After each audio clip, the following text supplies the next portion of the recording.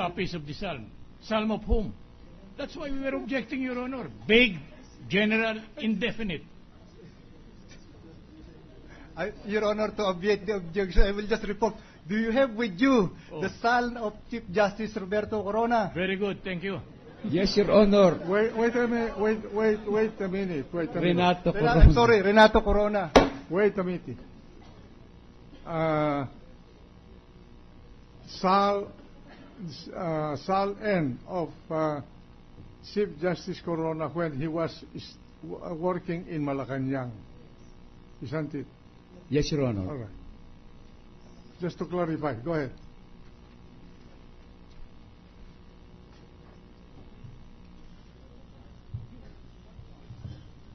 May I make a record that witness producing... Please use the microphone.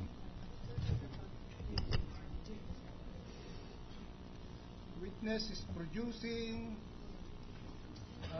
number one, a statement, sworn statement of assets, liabilities, and net worth as of July 22, 1992. There is a consisting of 2 pages. Mr. Witness, on second page, there is a rubber stamp certified copy, and there is a signature, Marianito M. Dimandal, Director, Malacanang Records Office. Whose signature is that? It's my signature, Your Honor.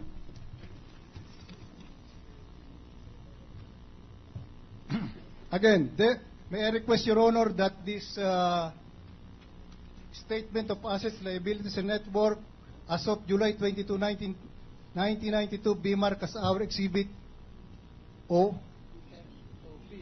P, I'm sorry, Your Honor. Let this clerk of court mark it accordingly.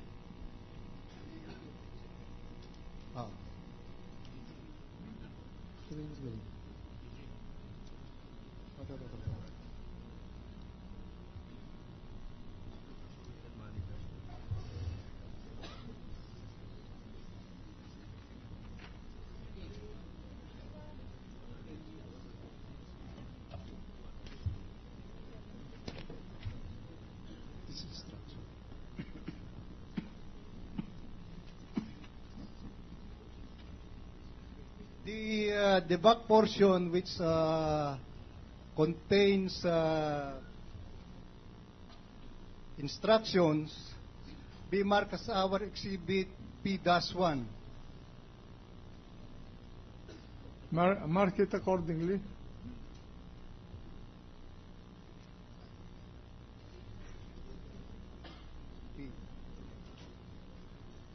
The second page, we request that the same be marked as exhibit P-3. Mark it accordingly. P-2, I'm sorry, Your Honor. That is Sal N for 1992. And the back page, Your Honor, be marked as our exhibit P-3. Mark it Yes. accordingly. Yes, Your Honor, 1992. 1992 of then Attorney Corona, now Chief Justice.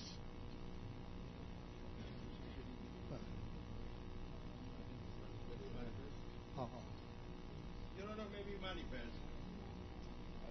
may we manifest that the exhibit marked as Exhibit P by the prosecution refers to one Renato Corona, whose position here is described as Assistant Secretary for Legal Affairs, Assistant Executive Secretary for Legal Affairs, Office of the President, etc.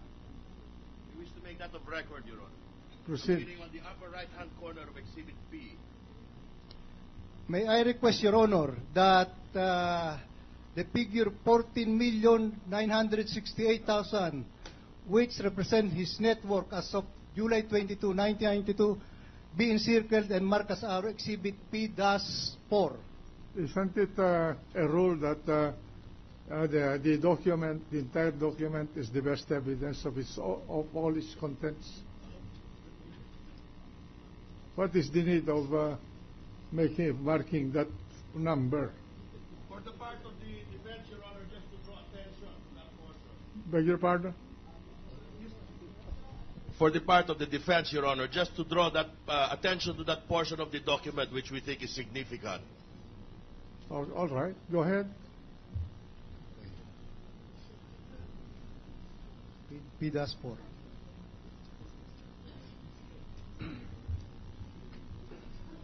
Yan. Dali. Sinabi. Okay. Sinabi ko na. Thank you. P-4.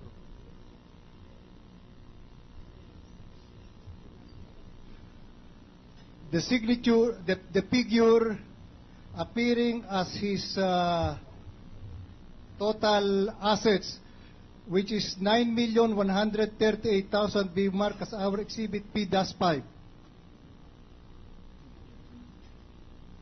Proceed.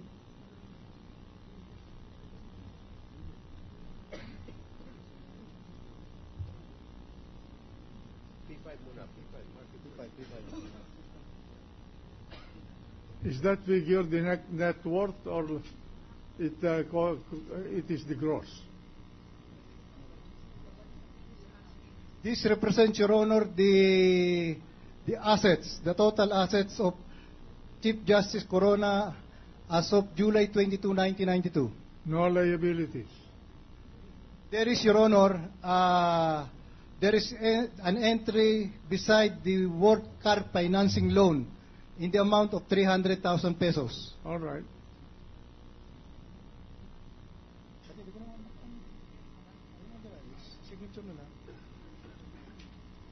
You see, when you only mention the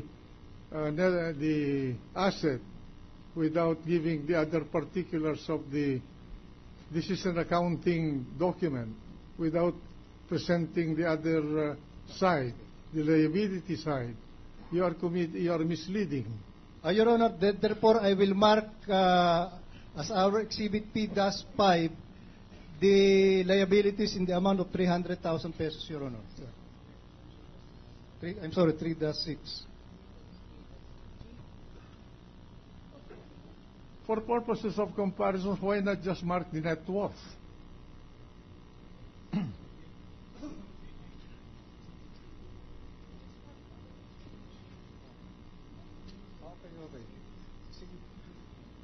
The signature identified by the witness to be his own, may I request that this be marked as our exhibit P-7.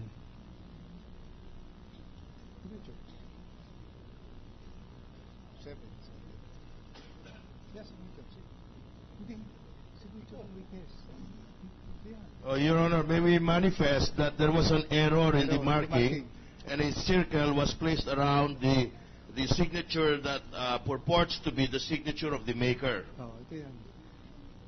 Yes.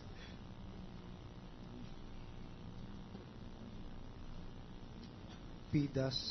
Who is the maker? Your Honor, the document is in the name of, as we manifested earlier, one Renato Corona, Assistant Executive Secretary for Legal Affairs. And then signed by him. It appears to be his signature, Your Honor.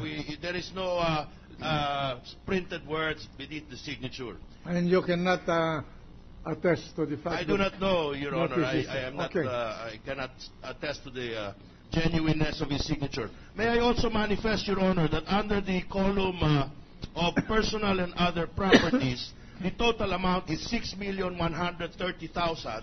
In order to clarify the figures that were marked as exhibits P6, P5, P6, and P4.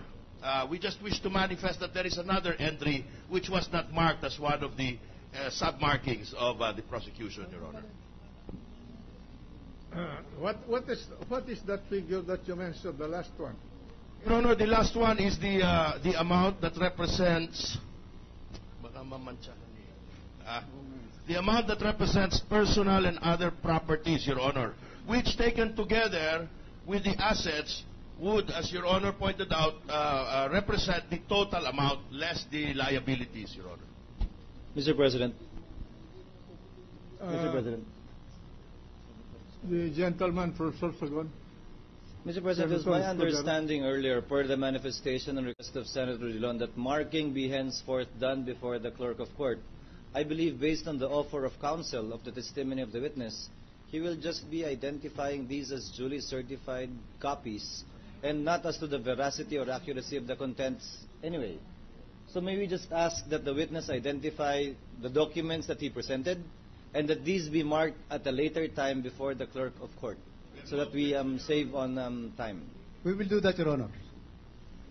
The witness is actually incompetent to testify on the veracity of the entries in that document. That's why I said the best evidence of the contents is the document itself, unless it is controverted.